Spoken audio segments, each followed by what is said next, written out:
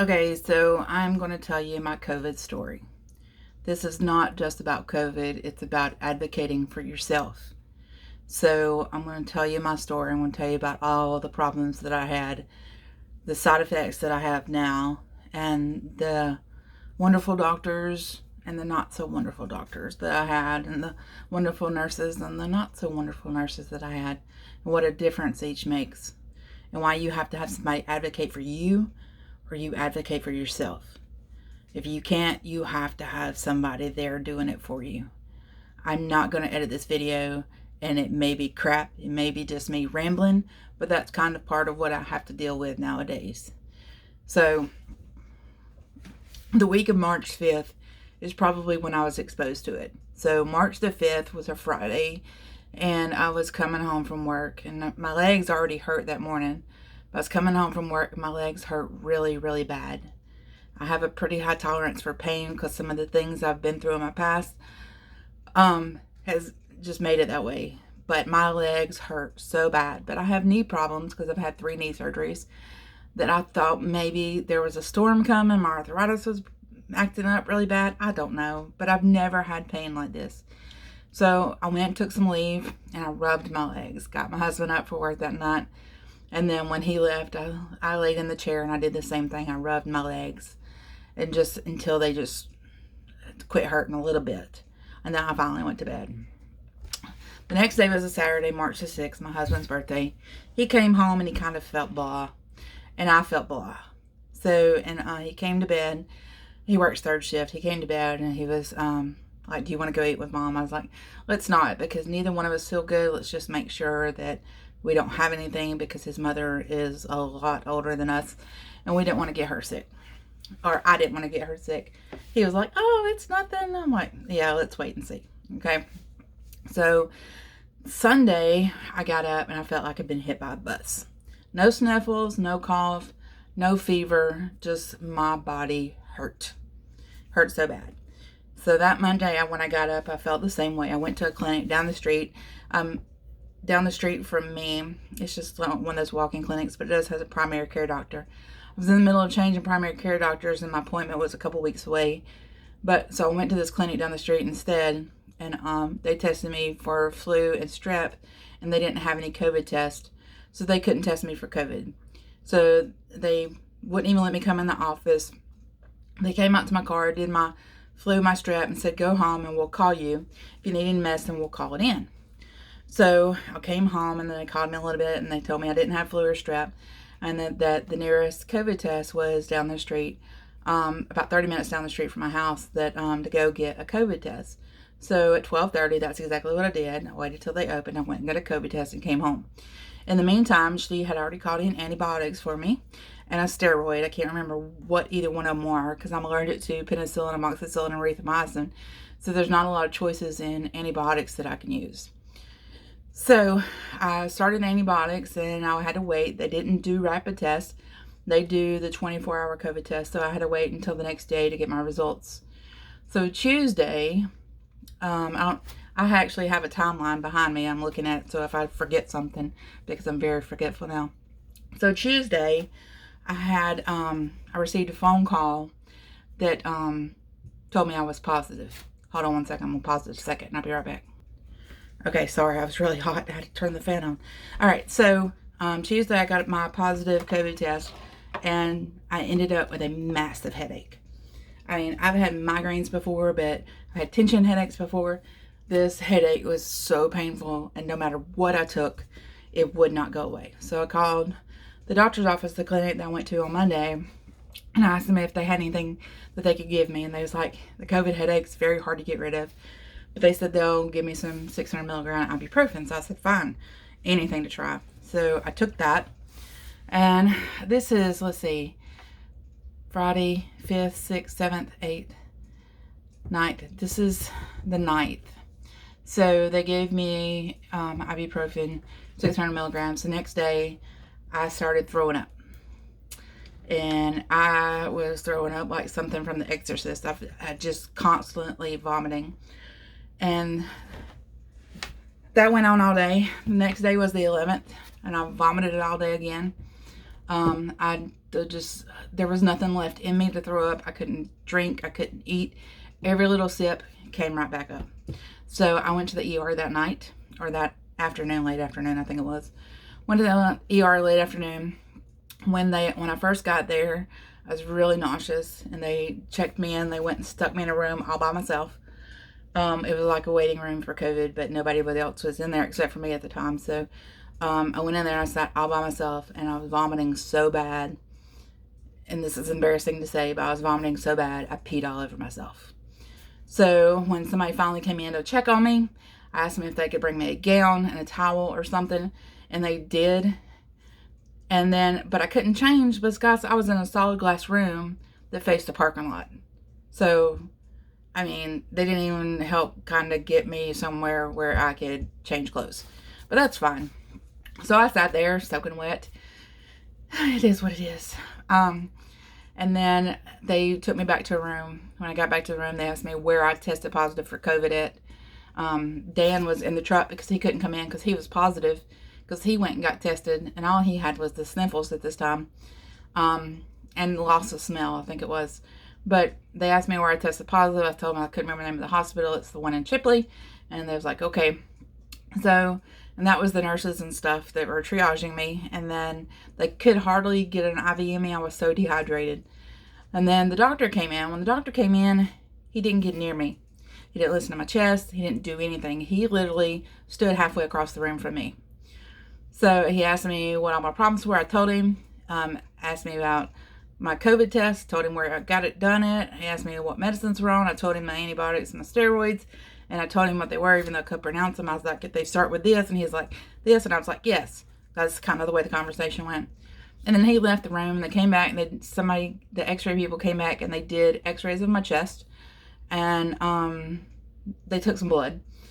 And then they left. And then next thing, they come back in to discharge me. That's the next time I see somebody. So they had already had me on an IV of just fluids because they knew I was dehydrated already, because they couldn't stick me. So anyway, they came back in to discharge me, basically told me to go home. They gave me some nausea medicine to go home, continue taking my other medicine, and they got me to sign a piece of paper. You know that piece of paper that you sign before you leave the emergency room. I mean, most of you don't read it anyway. Well, I didn't read it. Heck, I was sick. I was exhausted, and I was puking my guts up, and I was wore out from being sick for already 5 days now. And I didn't read it. So I went home. I took the nausea medicine, and nothing changed. I threw up for another 2 days. On the 13th, I was throwing up so bad, I was laying in the bathroom floor, and my husband came. I texted my husband because he was outside. I said, I think I need to go back to the hospital. He came in. I was laying on the floor. I could barely get up. My head hurt so bad. I'd thrown up so much, and I was so exhausted. So he called 911, and they took me back to the hospital by ambulance. So this is where the advocating for yourself comes in. So what I didn't know until that day is that I already had pneumonia. The piece of paper that they got me to sign at the hospital said that I had pneumonia. I don't understand why they didn't tell me that, knowing the condition that I was in. Why did you not tell me that? Why did you just have me sign a piece of paper when I felt the way I did? You should have known, one, that I wasn't probably of the best mind at that time. But you know what? It is what it is at this point. So I went back. Like I said, this is where you advocate for yourself. I went back to the ER, same ER, Flowers Hospital. And I don't even remember who treated me, either one of them, and I barely remember their faces, and you'll learn why later on. And I'm sorry that's so lengthy, but this is a long ordeal that I went through. So I went back to the ER, and while I was at the ER, again, they couldn't stick me. I was still so dehydrated because I couldn't keep anything down from the time I came back from the ER. I couldn't keep anything down. So they did all these tests and everything else, and the female doctor, I don't remember her face. I remember her coming in. She says, the hospital doctor wants to send you home and wants to give you antibiotics. I said, I told y'all when I first got here that I was already on antibiotics. I told the ambulance people that I was on antibiotics. And I told y'all 2 days ago when I came to the ER that I was on antibiotics and steroids. So why do you want to send me home to start new antibiotics? Apparently these aren't working. I said, I'm not leaving.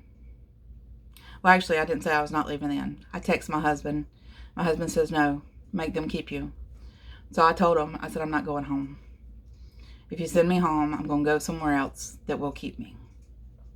So she came back in. She says, okay, we're going to keep you. That's where you got to advocate for yourself. I knew how bad I was. I knew how bad I felt. My husband knew how bad I felt.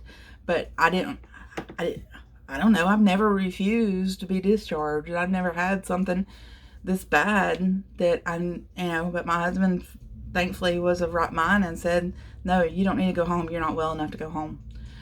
So thankfully they kept me, and this is where it kind of gets worse. So they put me in a regular room, and that night, and they put me on regular, the thing that just goes up your nose, regular oxygen. And they ended up having to up that the next morning with the big tubes that go up your nose. If anybody wants to see pictures, I'll be more than happy to share them. But anyway, they upped my oxygen, and the doctor came in, and I don't remember a lot of it because of the medicines I went on later, but he told me that he was going to put me on breathing treatments. I said, okay. And I also remember this because I texted this to my husband. My husband has COVID. He couldn't come see me. I was by myself. Nobody could see me. I said, okay. So the respiratory therapist came upstairs, and I thought she was coming upstairs giving my breathing treatments. And when I asked her where my breathing treatments are, she said, COVID patients don't get breathing treatments. It's bad for your lungs. I'm going to give you an inhaler. Why did my doctor not know that I shouldn't have breathing treatments? I wouldn't have known that. How did my doctor not know that? How did it take a respiratory therapist to know that? See, this is again where you have to advocate for yourself and hopefully have somebody advocate for you. And thankfully, the respiratory therapist was smart enough to know that I wasn't supposed to get breathing treatments, because that could have killed me, even though I still fought for my life later on. So a couple of days go by, and I got admitted on the 13th. On the 17th, the doctor comes in and says, I'm going to move you to ICU. He says, you're really not that bad. He said, but we're going to move you to ICU so you could be with a COVID expert. Well, obviously, I needed an expert anyway, because this doctor that's been treating me, trying to give me breathing treatments, apparently didn't know what he was doing anyway. So why didn't he call the expert and say, hey, what should we do for this patient?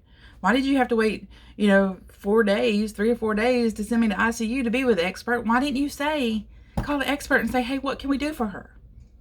But no, we didn't do that. Nobody did that. Nobody called my husband, and I was out of it. Nobody called my husband. I texted my husband, and my husband's taking my word for everything. He doesn't know how bad I am in there.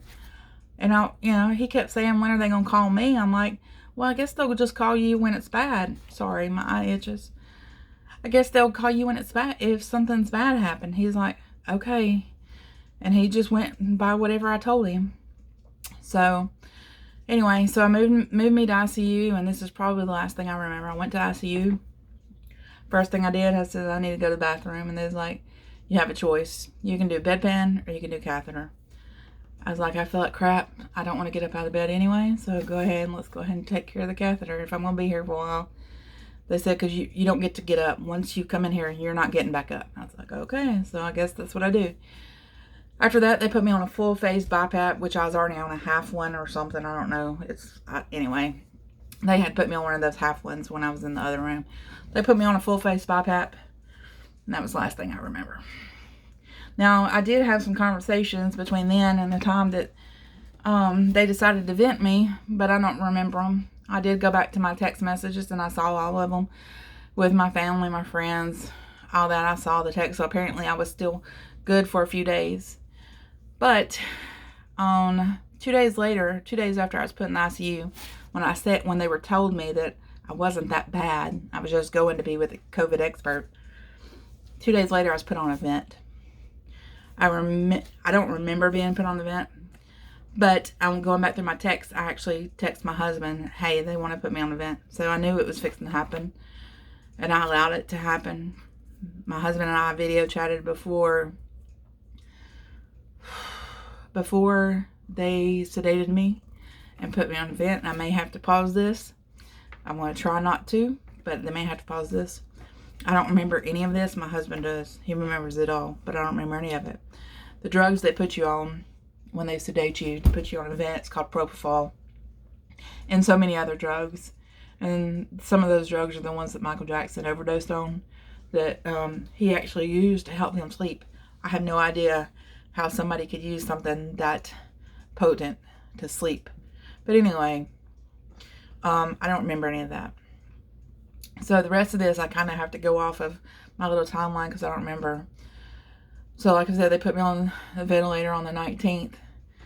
And then throughout the next several, I guess about a week, my temperature was up, down.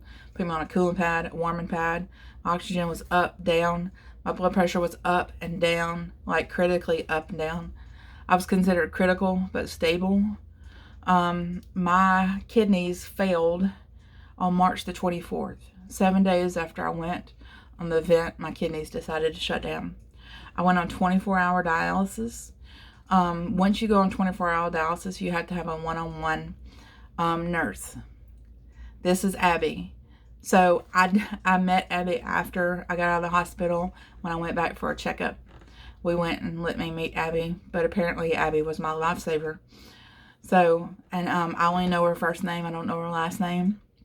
And I don't know her personally, but apparently she saved my life and she helped keep my family together. So, because my husband couldn't visit me for about a week, and she allowed my husband to call, and she would take the cordless phone, she would put it on my chest, and she would allow him to talk to me. That is one thing that I think helped save my life. We were talking after all this, after when I was out of the hospital, and one of the things that I said I think saved me was having my family, knowing my family was around me. So back when COVID first started, they didn't allow visitors. A lot of these people were dying alone. They didn't get to talk to their families or anything like that, even when they were on the vent. Do you think they had time to go do this? Thankfully, when I had it, it wasn't, the hospitals weren't so overrun, and they had time to do this. They had time every night to allow my husband to talk to me, even when they couldn't visit me. And once they were allowed to visit, they were only allowed to visit 2 hours a day. But there were 2 people in my room those 2 hours. No matter who it was, there was going to be 2 people. My husband made sure of that. It was either my sister, my daughter, my husband, my mother drove 4 hours to see me, and my sister drove 4 hours to see me, just so they can just come in there and talk to me for 2 hours. That was all. That's all they got, was 2 hours. But they made sure they talked to me. And I'll explain why I think that's really important later. But anyway, sorry. I didn't get my first visitor in my room until March the 24th, which is actually the day after I started dialysis. So my husband had to actually make that decision from home before seeing me. I mean, they had come and seen me through the glass, and they were allowed to talk to me, but nobody in the room until March the 24th. So March the 30th, 6 more days later, and I developed blood clots in my arms. I'm already restrained. I have blood clots in my arms. I'm on a ventilator at this time. I have a feeding tube going up my nose.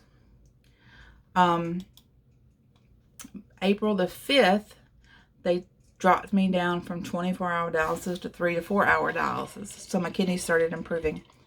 So I was on dialysis, 24 dialysis for about a week. And then I continued dialysis probably for another 3 or 4 days after they dropped me down.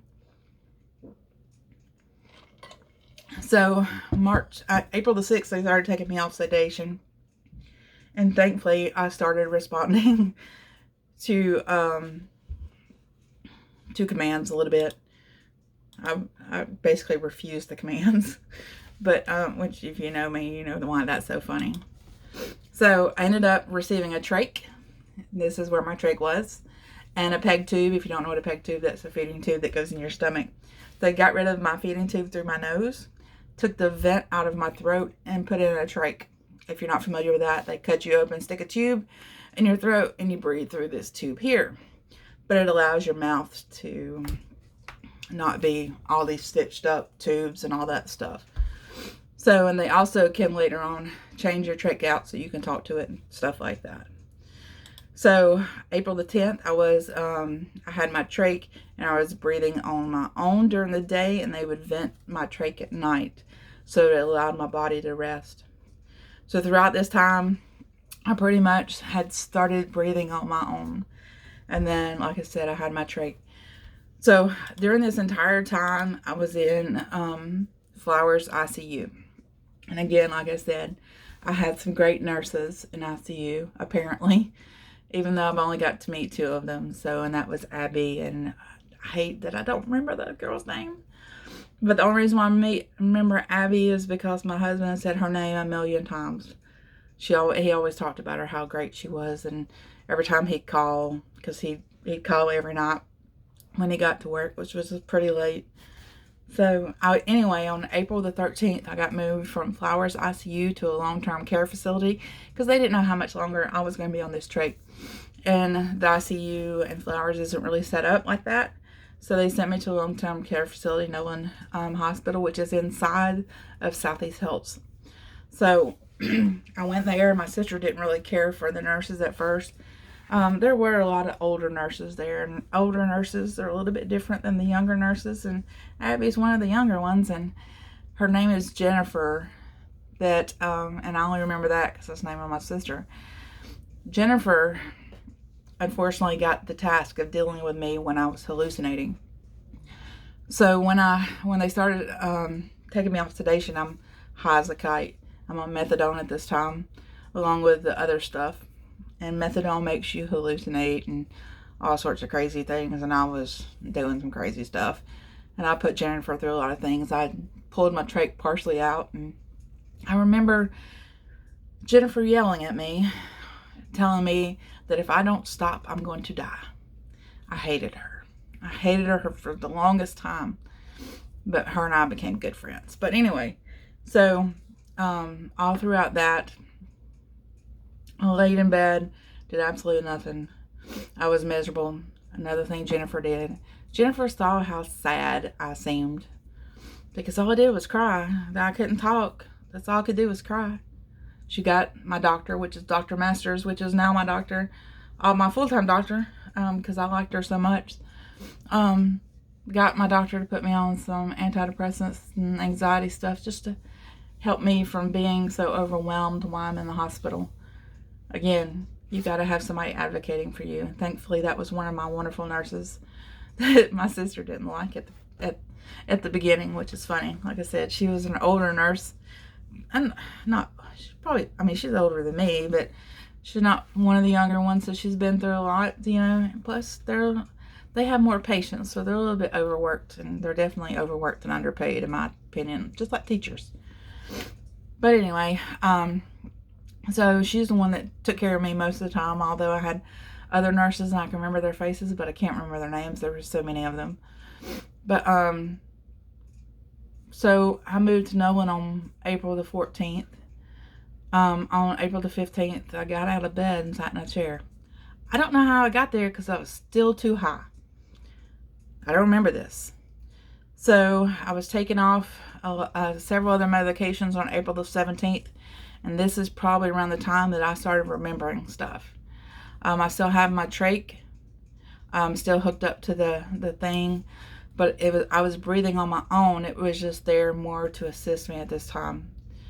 I was still sick a lot, but we think the sickness was due to drug withdrawals and my feeding, because I'm on a feeding tube and it feeds you like soy milk stuff. But they don't know which one was causing me to be sick, but it was one or the other. But like I said, I was coming off a lot of drugs at this time, so they think a lot of it was withdrawals. Don't do drugs, people. It's bad. It's bad. I could never be a drug addict. But anyway, on April the 22nd, I got up and I walked 3 feet. That's all I could do. 3 feet. On April the 23rd, they put a special thing on my trach so I could talk. I talked for the first time in 2 months.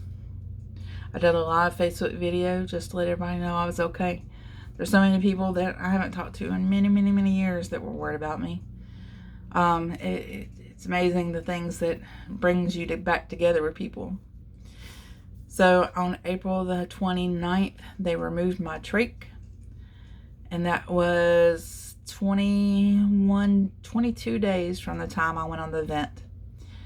And that's a miracle. Most people that go on the vent and go on 24-hour dialysis do not survive.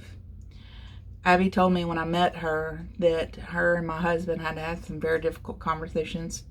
Her and my family, period, had to have some difficult conversations. That they honestly wasn't sure if I was going to make it.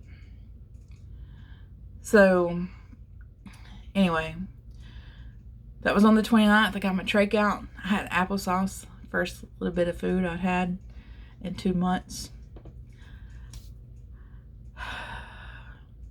Got my catheter removed, and I went to rehab on May the 4th. And I left rehab on May the 11th. When I got to rehab, I told them I want to be out on May the 11th because May the 12th is my daughter's birthday. And I said, I'm tired of her having to worry about me. I want that to be her birthday present, not to worry about me. But the whole point in this video is, one, to know when to advocate for yourself. Had I not refused to leave the hospital, that on the 13th, I would have come back home and I may have not survived. Because 4 days later, I was put in ICU. 7 days later, I was put on a vent. I was getting treatments in the hospital, with my inhaler and with my IVs and stuff. And who's to say if I wouldn't have had that I might not have got worse a lot quicker. So who's to say what would have happened if I would have came home? This doesn't go just for COVID. This goes for your entire medical thing. If you know that something is wrong with you and your doctor wants to say it's all in your head, you've got to speak up for yourself. Like I said, I changed doctors. Right before I got sick, I was wanting to change doctors because I went back to my regular doctor, and I had a spot on my arm, and she just kind of shrugged it off. Barely even looked at it. Just shrugged it off. And it probably was nothing, but it was just like, when I first started going to her, I really liked her. She was in a small place. But she expanded her practice, and it seemed like she just got too busy. She got too busy to listen to what I had to say. Because she listened to me when I first went to her. She let me talk. When I first went to her, which is what I needed. I have some medical issues from my past that I need to make sure that I'm good. My heart is good. I've had strokes before. I needed to make sure I was good. But she got where she was too busy to come in there and spend any time listening to her patients. So Dr. Masters is Fiona Masters, if you need a doctor. She's at the Fairview Clinic in Southeast, and I love her. She's funny too. But she treated me when I was in Nolan Hospital, and she's the only doctor I remember, because the doctor that treated me in the ICU in Flowers, I was asleep the entire time. So I asked her before I got discharged, a couple of days before, I was like, are you accepting new patients? She said, yes. I was like, well, I think I'd like to come see you if that's okay. She said, that would be awesome. I said, you know my history. I like you. I feel like we connect pretty well. I was like, that's what I need. I need somebody that would be there for me. So Dr. Masters is the one that I've been going to for all my follow-ups, and I go every 6 weeks right now because I have a lot of issues. I currently have numbness in my thighs, numbness in my right arm, and my hand goes to sleep for absolutely no reason whatsoever. It's random. I don't know if you noticed, but I have a small speech impediment now. I am deaf in my left ear. All of this is from COVID and who knows. Anyway, I'm deaf in my left ear. I got a hearing aid last week that doesn't, 2 weeks ago? Anyway, but it doesn't work. I gotta go back Monday. I'm deaf in my left ear. And when I was in rehab, I kept telling the people in rehab, I was like, I can't hear out of my left ear. The doctors in rehab don't even have one of those ear scopes. They couldn't even look in my ear just to see if my ears were waxy. But anyway, I can't hear out of my left ear anymore. It just rings constantly. I have a small speech impediment.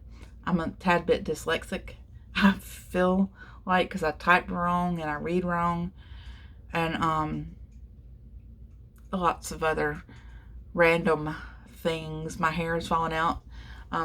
If you ever go back and look at my pictures on Facebook, I had pigtails when I left the hospital but my hair is like falling out in clumps. I don't know if you can see that. My hair is falling out in clumps right now, so I cut it off until it comes back. There's so many things. My nails are weird. My feet are a little numb sometimes. I'm tired all the time. I'm off every Saturday and Sunday, and Saturday I spend sleeping all day. Today I got up and was going to do something, and I said, no, I'm going back to bed. I said, heck no, I refuse to do that. I made my husband go to town with me. I'm like, we got to go somewhere because I got to get out of this house, because if I stay at this house, I'm going to go to sleep. And I'm tired of sleeping my life away, but I'm so tired. I'm tired all the time, and COVID will do that to you, and I'm sorry to whoever has to go through this. But back to Dr. Masters. Every time I go to Dr. Masters, she's awesome. She sits there and listens to me. Last doctor's appointment, I told her, I said, I don't want to start off with a bad. I want to tell you all the great things. I was like, this ain't happening to me this more. This is getting better. I just finished physical therapy. Everything's great. And this, and this. It's all improved. And I was like, okay, let's talk about the stuff that I still have wrong with me. And she's like, okay, I'm going to send you for a nerve conduction study, or we're going to try these meds or something. And I was like, and I told her I don't want to be on a lot of medicine, and she is so up for that. She's like, okay, well, let's try doing this or whatever. So I'm set up for a nerve conduction study right now and a sleep study to find out why I'm not sleeping, or to see if there's a reason why I'm tired besides just COVID, just in case. And she is awesome. You have to find a doctor that listens to you. I'm part of these Facebook pages that are COVID long haulers. These are people that they have had COVID, whether as bad as I did or like my husband, just the sniffles. But they're still suffering from side effects.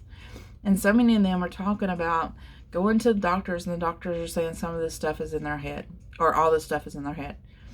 Now, I'm not going to say that I believe every person in that group has all these problems, because, we all know that there might be some of those people that, or it may have nothing to do with COVID. It could be something else wrong with them, like hormones. I sweat like crazy lately because not only do I have COVID issues, I'm going through menopause. So those two things combined together make me extremely hot all the time. But it's not just COVID. So I understand there's things that are not COVID related that I might be dealing with, and there's things that are. But again, I have a great doctor, Dr. Masters. She listens to everything. So I didn't finish telling you my story about Jennifer, my nurse. Like I said, when I first went in there, I hated her. Because she yelled at me all the time. But she was only yelling at me, not as an angry yell, I don't guess. And it may not be much of a yell. Like I said, I was on drugs. But it was more to save my life. Because she was there telling me that if I didn't stop, I was going to die. And she was right. If I pulled my trach out, I would not be able to breathe, and I would die. If they were not able to get it back in time, because they were not going to be able to vent me because of all. Anyway.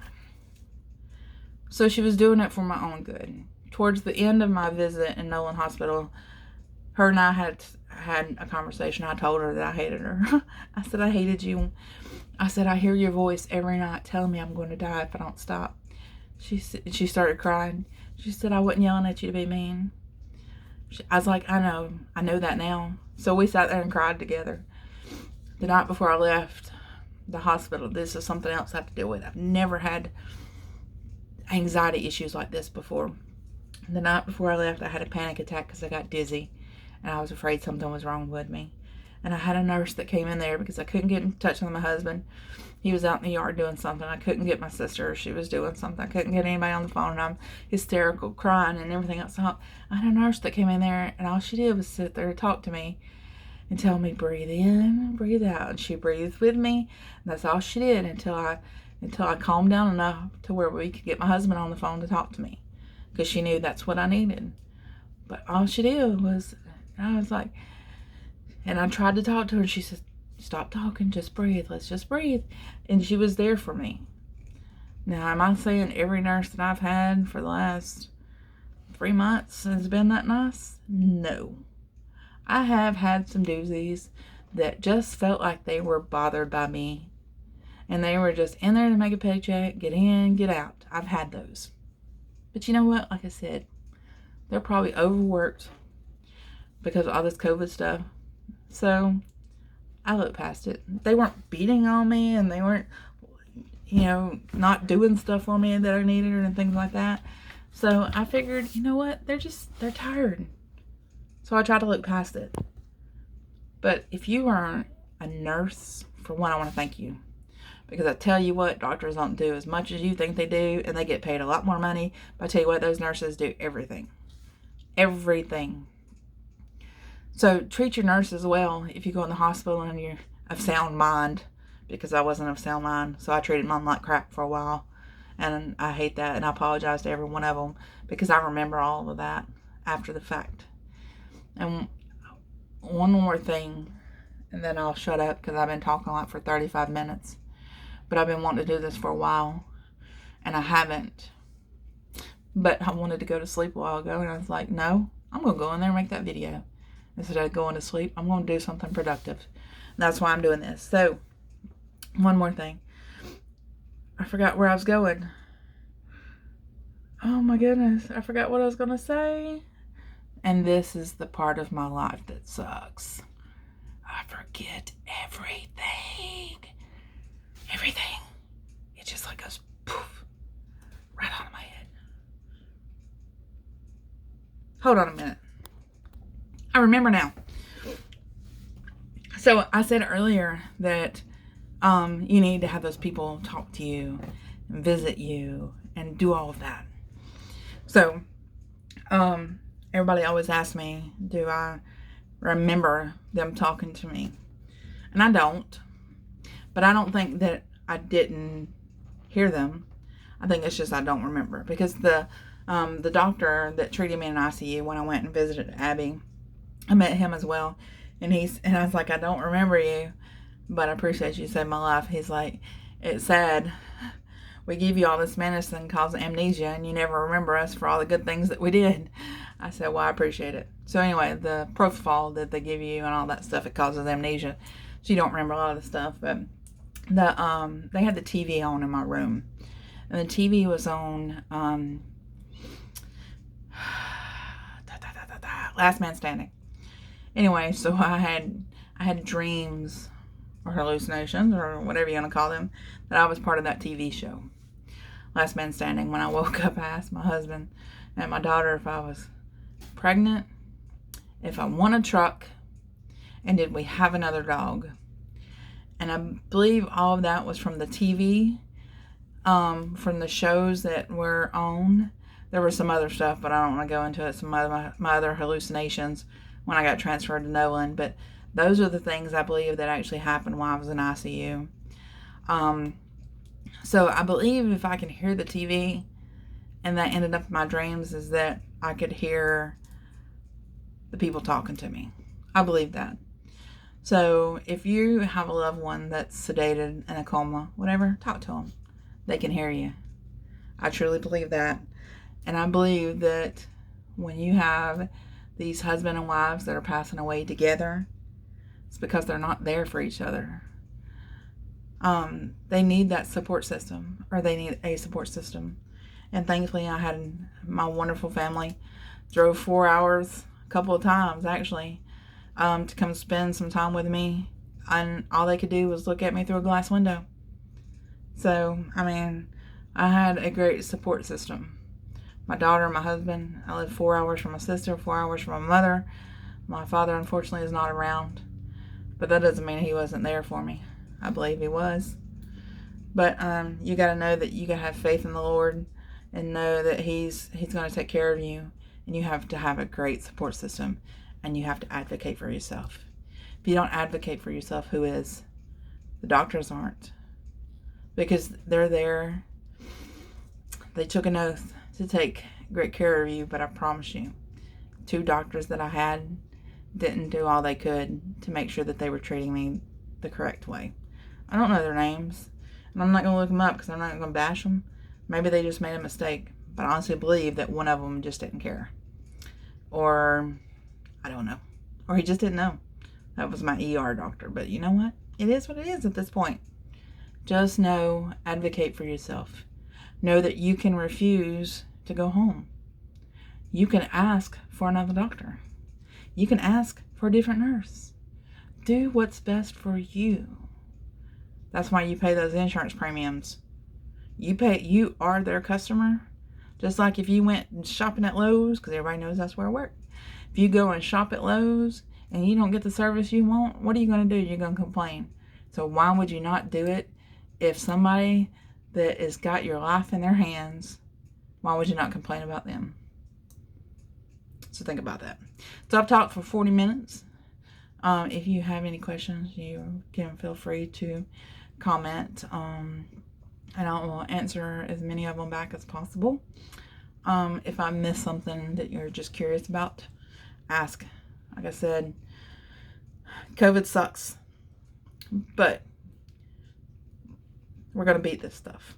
I'm scared to death of those variants, but I believe I have natural immunity, and I'm trying my best not to have any anxiety over it, but so unfortunately my mind kind of takes over sometimes. But I believe I have natural immunity and God will protect me. So anyway, if you have any questions.